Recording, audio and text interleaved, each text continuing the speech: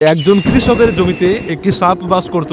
একদিন কৃষক তার ছোট ছেলেকে নিয়ে জমিতে কাজ করছিলেন। কাজ করতে করতে হঠাৎ করে ছেলের পা সাপের গায়ের উপর পড়ে যায়। ভয়ে আর রাগে সাপটি ছেলেটিকে দংশন করে। কিছুক্ষণের মধ্যেই ছেলেটি মারা যায়। ছেলের এমন করুণ মৃত্যু দেখে কৃষক পাগলের মতো রেগে যান। তিনি লাঠি দিয়ে সাপটিকে মারতে গেলে সাপের লেজ কেটে যায়। আহত সাপটি দ্রুত গর্তে ঢুকে পড়ে।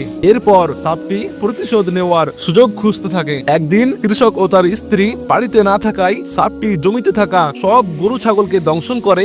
একে একে সব পশু মারা যায়। সেই চাষি ফিরে এসে এই দৃশ্য দেখে আবার রাগে ফেটে পড়েন। তিনি সাপটিকে মারতে চান। তখন তার স্ত্রী বলেন, এই শত্রুতায় আমরা ইতিমধ্যেই অনেক কিছু হারিয়েছি। ছেলে গেছে, এখন পশুও গেল।